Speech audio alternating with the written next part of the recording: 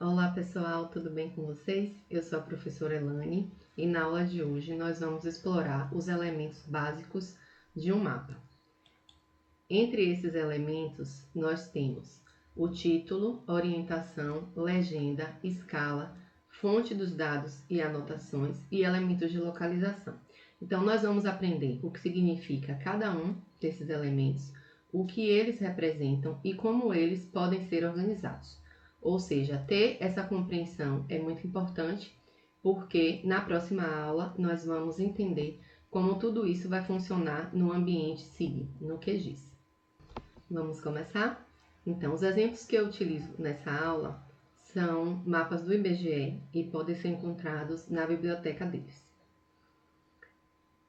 O primeiro elemento que nós vamos estudar é o título. O título de um mapa deve trazer de forma clara o conteúdo, objetivo e abrangência do fenômeno ou objeto que está sendo representado. Ou seja, um título adequado deve responder a 3 perguntas principais. O que está sendo representado? Onde ocorre esse fenômeno? E quando ele ocorre? Ou seja, qual o recorte temporal de análise? Nesse caso aqui da tela, nós temos o exemplo de um mapa político da região norte e o ano é 2017.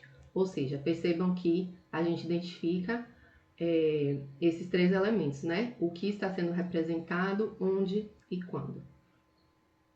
Em alguns mapas, vocês podem encontrar títulos e subtítulos. Nesses casos, o título vai ser apresentado geralmente na parte superior do mapa e os subtítulos na parte inferior. Em outros casos, a gente pode ter o título e o subtítulo na parte inferior. Então, cada caso é um caso e nós vamos ver outros exemplos mais adiante. Mas, em geral, o título vai ter uma fonte de destaque, uma fonte maior, geralmente em negrito, enquanto que o subtítulo vai ter uma fonte menor e sem negrito. Então, agora vamos passar ao segundo elemento de estudo, que diz respeito à orientação. Deixa eu posicionar aqui. Basicamente, a orientação está relacionada com 2 elementos, que são a malha de coordenadas e a seta do norte. Nesse caso aqui, nós temos nesse mapa de densidade demográfica de 2022 do IBGE, tanto as informações de coordenadas da malha e a representação das coordenadas, quanto a seta do norte. Em relação à malha de coordenadas, nós temos que ter cuidado, pois o excesso de malha pode acabar dificultando a visualização das informações e atrapalhando a legibilidade do mapa. Então, em alguns casos, podemos optar, por exemplo, por trazer apenas as coordenadas e excluir a malha, apenas para a visualização desse layout final. Em relação às coordenadas também, elas podem ser expressas, né, em vários formatos, como, por exemplo, em coordenadas geográficas ou projetadas.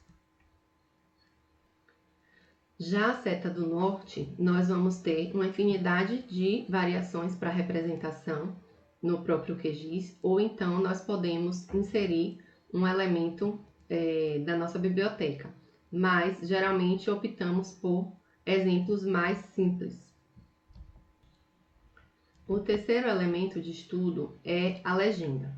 Então, em relação à legenda, é importante que a gente saiba que qualquer símbolo que estiver no mapa deve aparecer na legenda, ou seja, com as mesmas formas e dimensões do mapa. Então, isso também é um ponto importante que deve ser tomado cuidado, pois, a depender do tamanho do símbolo e da proximidade do mesmo com outros símbolos, isso pode acabar causando problemas de leitura desse produto cartográfico.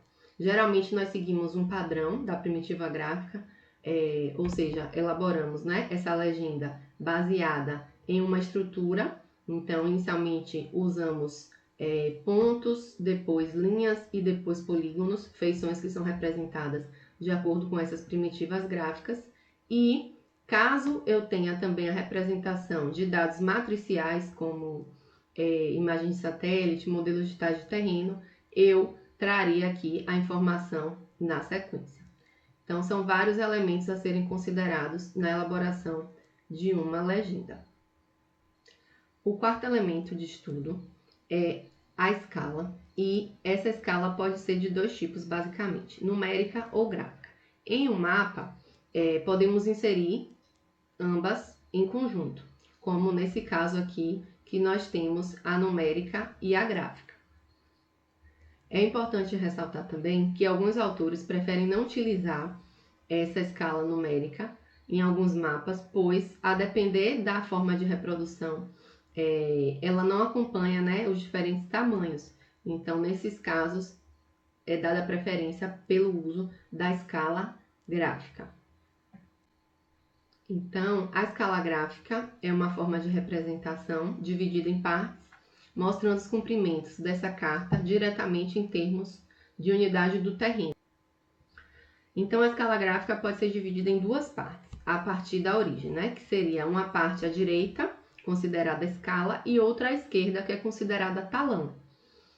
O talão geralmente é subdividido em intervalos menores de uma unidade de escala, permitindo uma mensuração mais precisa.